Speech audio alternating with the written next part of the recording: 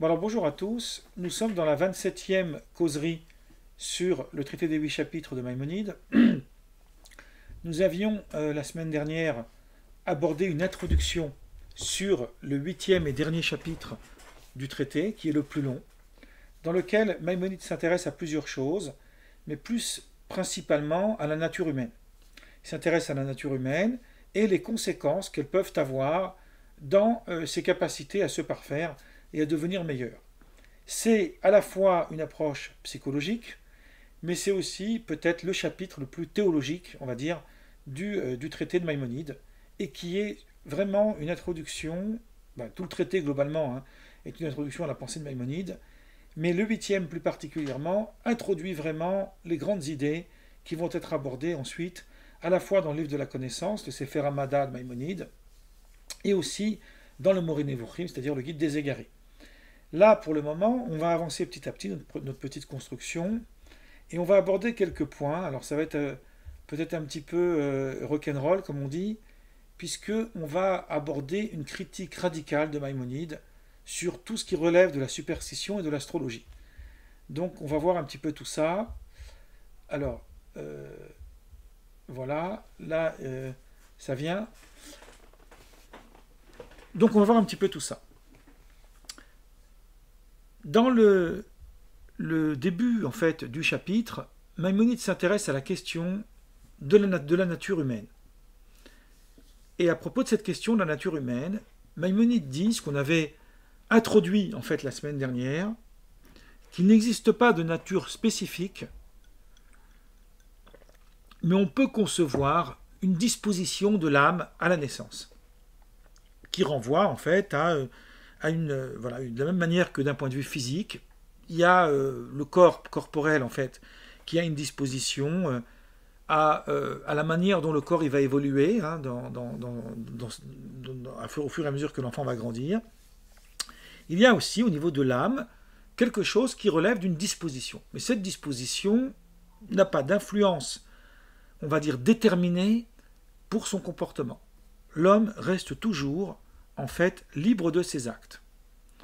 Donc par exemple, la seule différence que Maïmonide concède, parce que vous verrez plus tard pourquoi c'est une concession, c'est que bien qu'il n'existe pas de disposition naturelle ni aux vertus ni aux vices, il n'est pas donné d'emblée que l'homme sera juste ou que l'homme sera mauvais, que l'homme sera sage, savant, intelligent ou que l'homme sera tout simplement un imbécile, mais il y a en revanche, il n'y a pas de mépris dans ce que je dis, on le prend comme ça, mais il y a en revanche une disposition. Cette disposition, elle va en fait donner plus ou moins d'efforts, provoquer en fait plus ou moins d'efforts à l'homme pour se parfaire. Par exemple, il y a des gens qui sont moins d'humeur changeante que d'autres. Ils sont stables, ils ont l'esprit stable, donc eux, ils peuvent se concentrer plus facilement, ils peuvent engager plus facilement leur esprit pour des réflexions d'ordre intellectuel. Mais si par exemple il n'a pas d'éducation adéquate, s'il n'est pas éduqué conformément en fait aux principes élémentaires de l'éducation dans le cadre social, ça peut être un échec. Bon, vous savez, il y a le mythe du bon sauvage de Rousseau qui est beaucoup plus tardif, mais on sait très bien que si on prend, alors ici je dis rien à ce sujet, mais simplement je le prends parce que ça m'est venu à l'esprit. Mais si on prend un enfant et qu'on le met dans une disposition où on ne lui donne pas suffisamment d'attention, où on ne crée pas en lui une disposition, un cadre pour qu'il puisse évoluer, même si naturellement il a des grandes aptitudes, il n'y arrivera pas.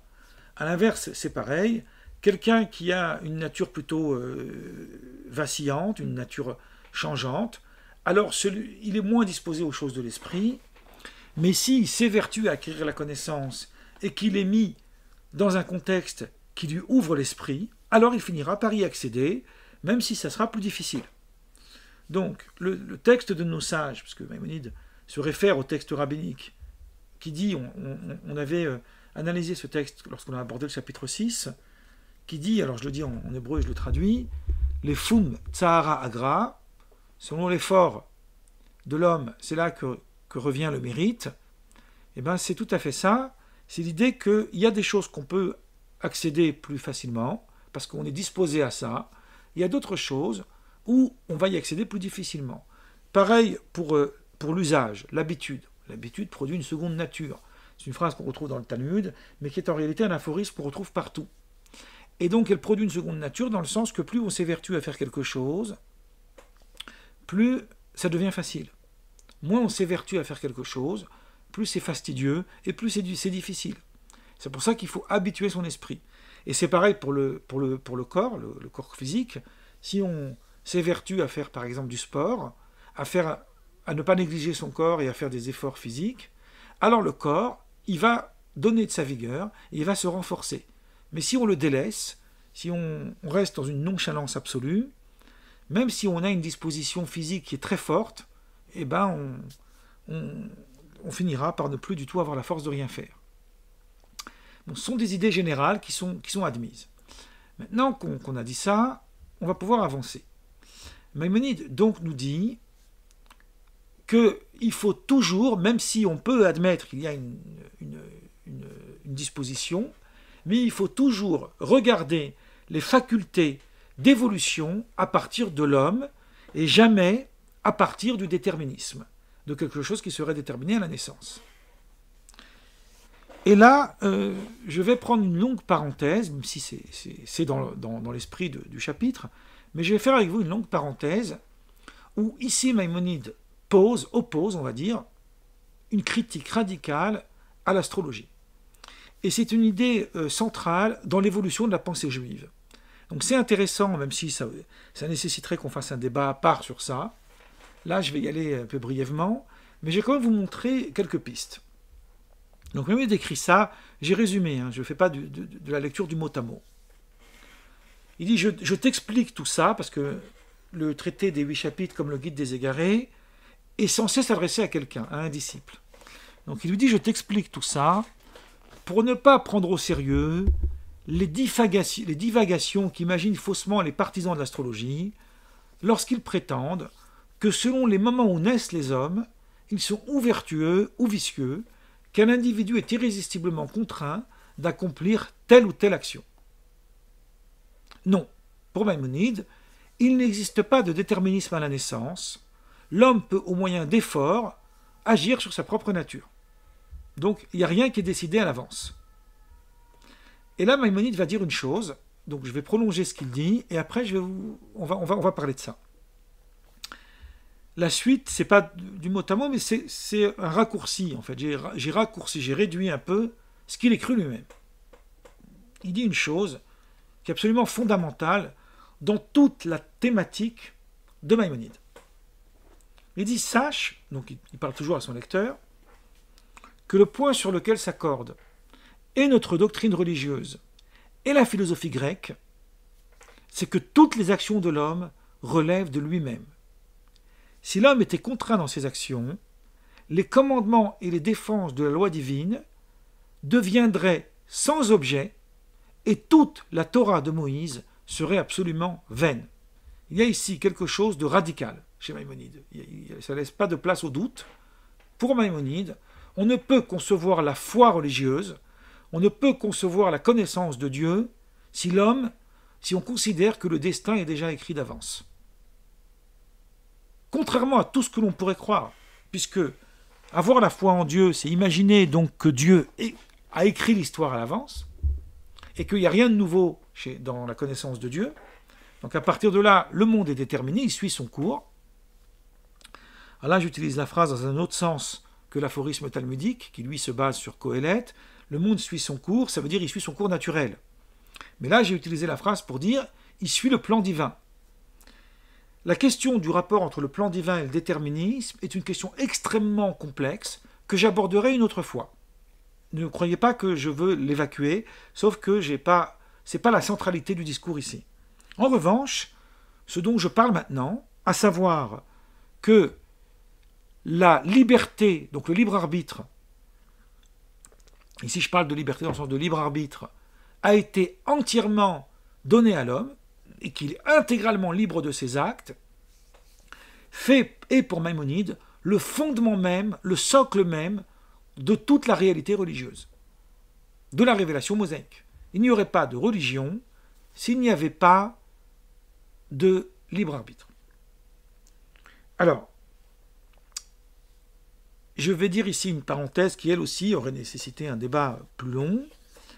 C'est qu'il faut savoir que Spinoza, qui est aussi un philosophe rationnel, il n'y a pas à opposer le degré de rationalité des uns et des autres, mais qui est critique des aristotéliciens et critique de la scolastique, il continue avec un peu la même formulation de langage, mais il met un terme à ce qu'il appelle les rêveries d'Aristote. Lui-même, il est absolument très critique de tout ça.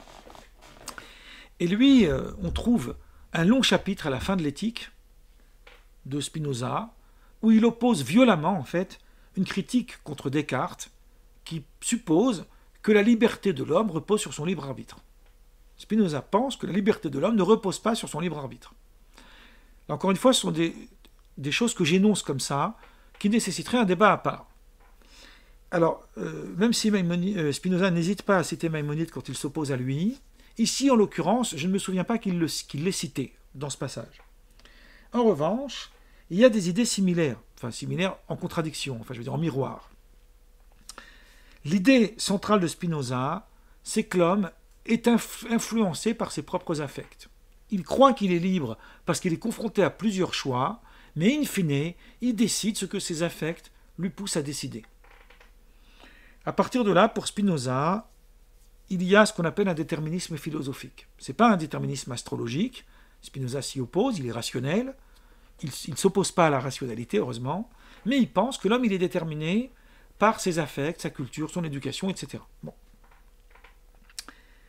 Si on voulait confronter en fait en profondeur la problématique des idées philosophiques et leur évolution dans l'histoire, on pourrait dire une chose qui peut paraître un peu réductrice, mais il faut la dire quand même, que Spinoza, dans son contexte lui-même, son propre vécu, qui est un philosophe pour lequel je voue une admiration sans borne, même si je ne suis pas d'accord avec tout ce qu'il dit, ce n'est pas le sujet.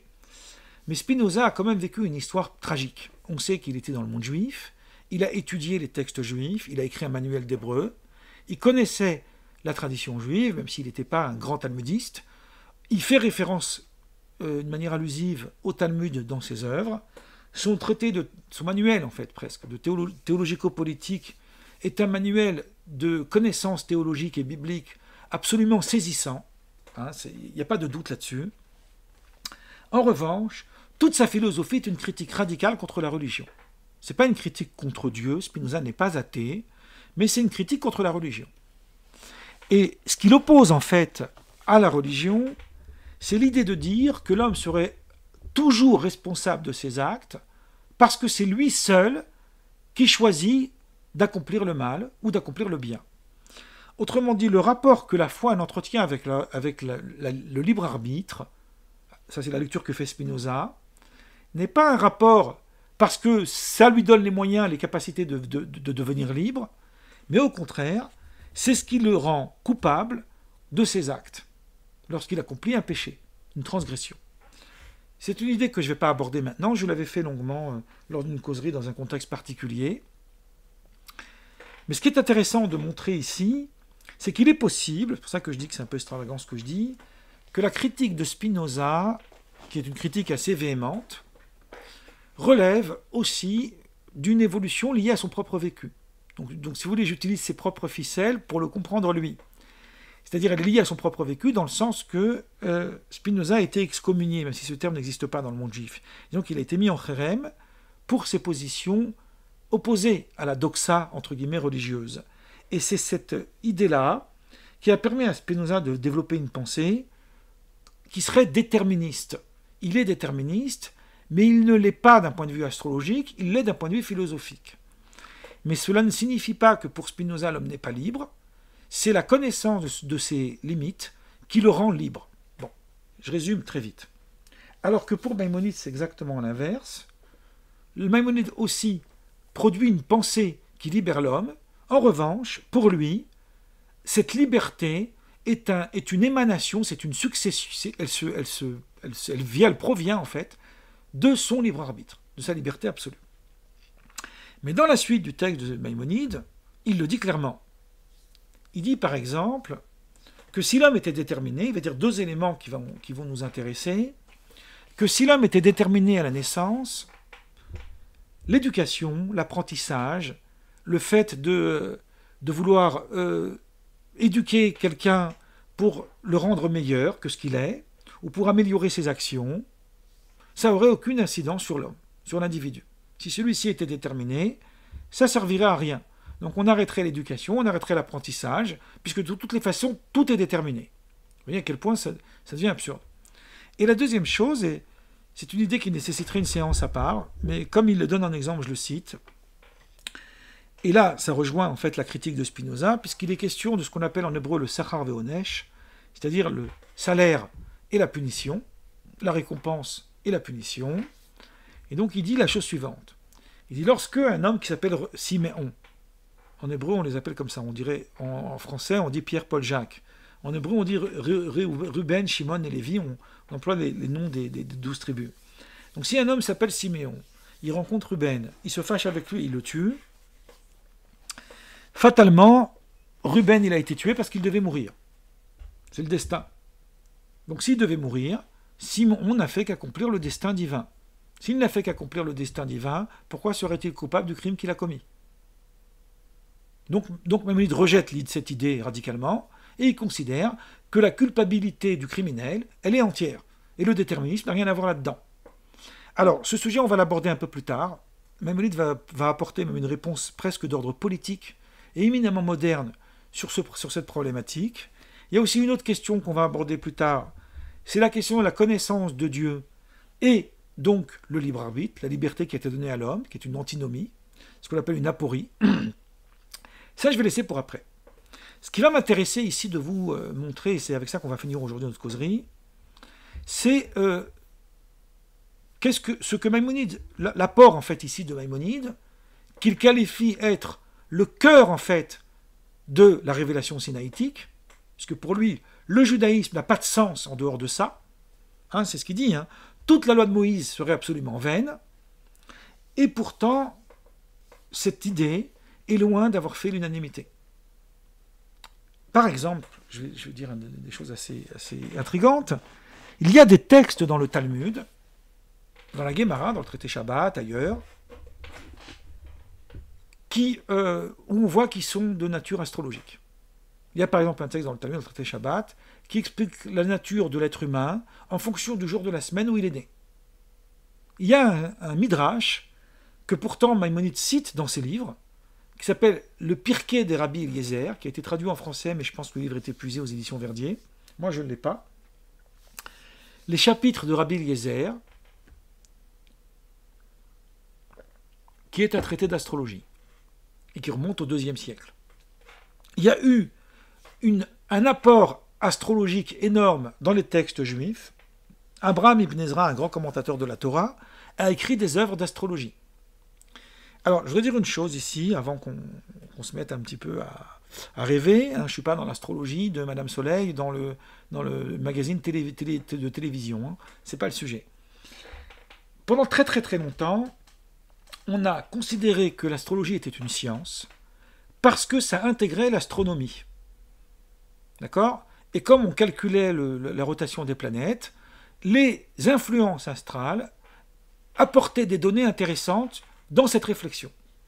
C'est pour ça que, par exemple, les signes astrologiques sont présents dans la littérature du Moyen-Âge sur l'astronomie. Maïmonide lui-même a écrit un très long texte dans son Mishneh Torah, qu'on appelle les lois de la néoménie, 19 chapitres, c'est quand même assez long. C'est une œuvre extrêmement complexe avec des calculs mathématiques extrêmement précis, dans lequel il aborde la rotation des planètes, etc. Et on voit bien qu'à un moment donné, il fait référence aux signes astrologiques et à la manière dont ils influencent la rotation des planètes. Ça, c'est la science scientifique, au sens où on l'entendait au Moyen-Âge, de l'astrologie. Mais la connaissance astrologique, comme relevant en fait d'une connaissance du destin de l'homme et de son déterminisme, ça, c'est une chose qui, pour Maïmonide et pour certains autres auteurs, constitue une dérive. Mais dans l'intégralité, en réalité, de l'origine de la pensée juive, là, quand je parle de l'origine de la pensée juive, je parle à partir de la conclusion du Talmud, parce que pour remonter à avant, c'est compliqué. Même pour remonter au Talmud lui-même, c'est compliqué d'avoir une idée claire. Il y avait une tension entre deux courants de pensée. il y avait des courants de pensée qui étaient rationalistes, donc proches de Maïmonide, et qui rejetaient toute velléité astrologique à partir de la rotation des planètes. Mais en revanche, il y en a eu d'autres, qui étaient des grands auteurs, des auteurs qu'on étudie dans les synagogues, et qui, eux, au contraire, avaient une opposition violente contre Maïmonide face à l'astrologie. Ces deux courants ont produit en fait une tension dans l'histoire juive, dans deux courants philosophiques. Alors, moi je vais vous lire deux petits textes, avec ça on va conclure. Trois petits textes.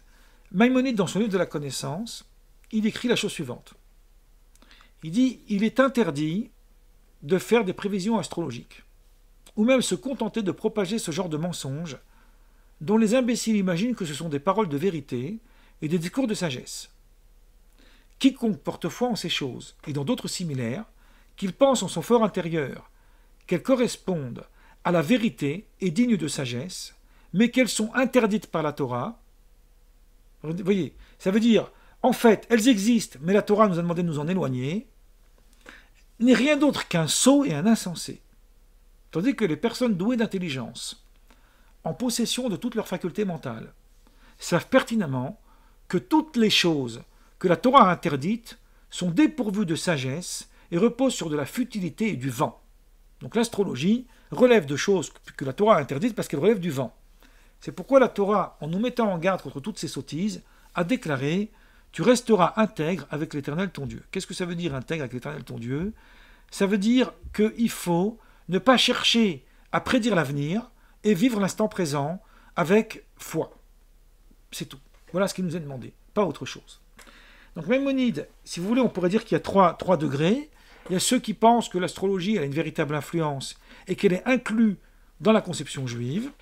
Il y a ceux qui pensent que l'astrologie a une influence, mais qu'elle est interdite dans la conception juive parce que ça relève d'une doctrine idolâtre.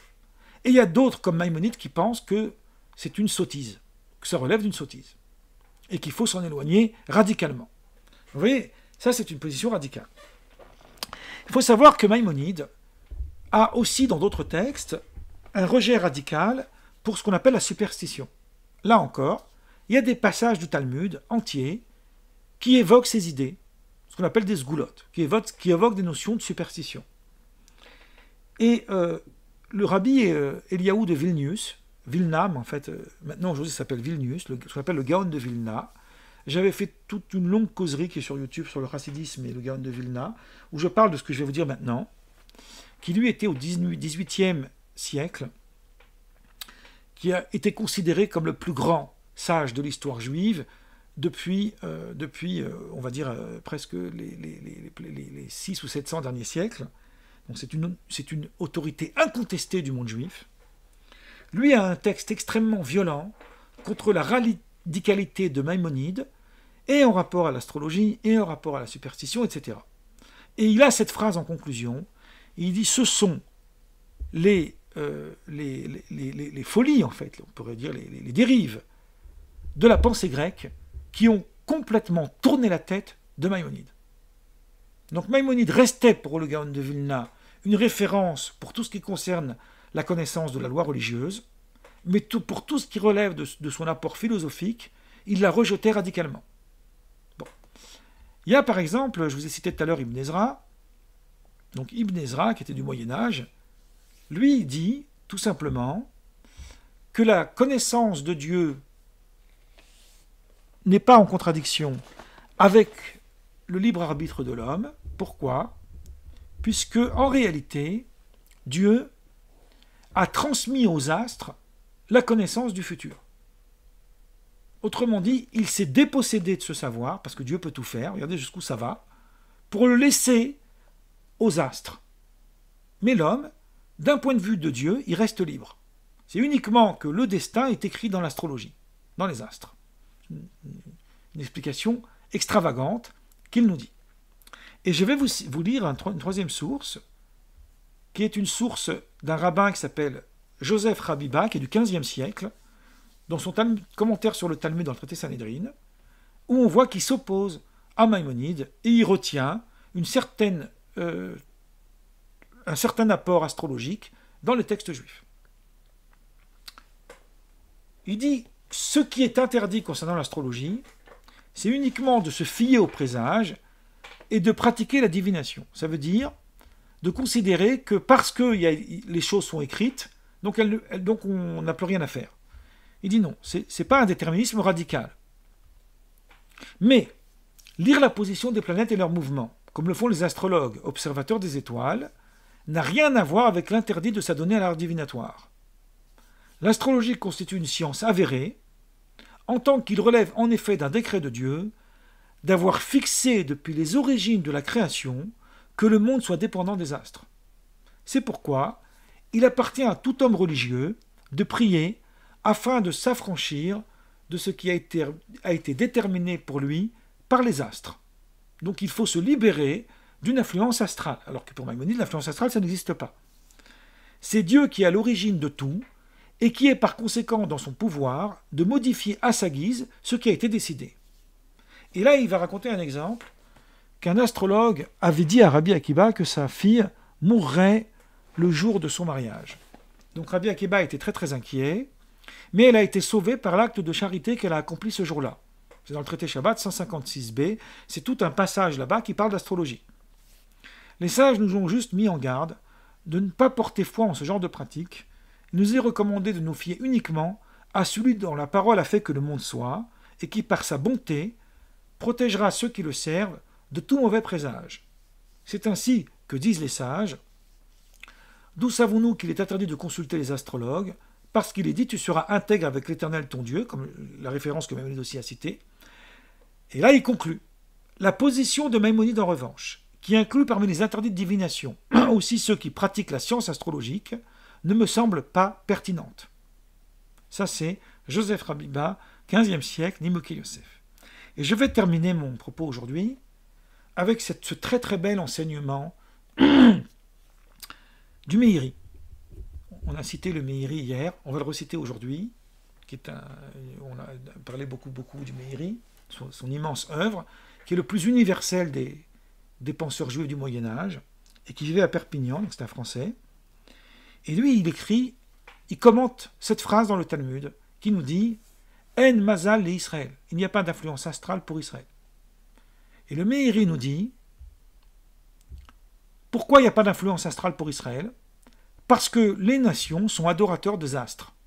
Donc ils sont influencés par l'astrologie.